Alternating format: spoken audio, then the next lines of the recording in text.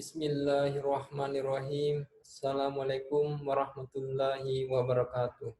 Alhamdulillah, pertama-tama marilah kita panjatkan puji syukur kehadirat Allah Subhanahu wa taala yang telah memberikan kita bermacam-macam nikmat sebegitu luar biasanya, karena dengan nikmat tersebut saya masih bisa dapat menjawab pertanyaan oleh Bapak Hardianto di Janggi SHMH. Dan tidak lupa kita kirimkan salawat serta salam semoga terlimpah curahkan pada Nabi besar kita Muhammad Sallallahu Alaihi Wasallam yang membawa kita dari zaman jahiliyah sampai zaman terang modern seperti saat ini. Langsung saja perkenalkan, nama saya Andi Muhammad Aprisal Setiawan dengan nomor stambu 040 2018 0077 dari kelas Hukum Kesehatan C18 yang dibawa oleh Bapak Hardianto di Janggi SHMH.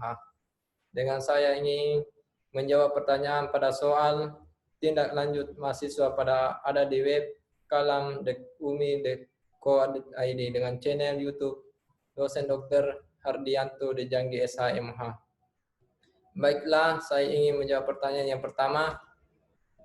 Apakah yang dimaksud dengan pengertian malapraktik dan malapraktik medis? Yaitu malapraktik adalah melakukan tindakan atau praktik yang salah satu menyimpan dari ketentuan atau prosedur yang baku atau benar. Sedangkan malapraktik medis yaitu penyimpanan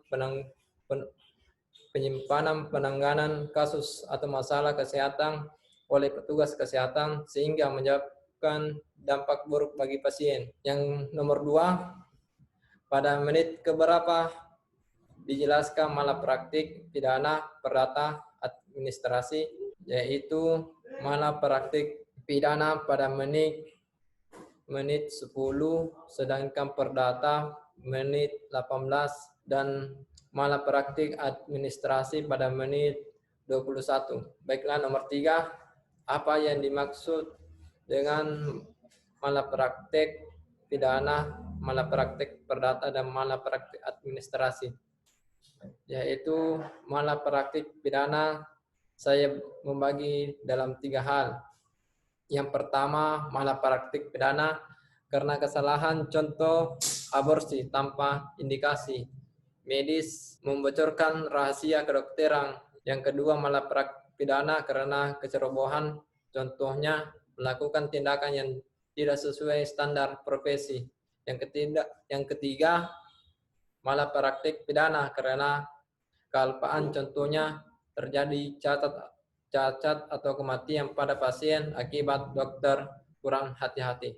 Kemudian malapraktik perdata ini terjadi karena tidak dipenuhi isi perjanjian prestasi di dalam transaksi terapeutik oleh dokter atau tenaga kesehatan lainnya, atau terjadinya perubahan melanggar hukum sehingga menimbulkan kerugian terhadap pasien. Pembuktian yaitu pasal 1365 KUHP Perdata dan 1366 dan 1367 KUA Perdata.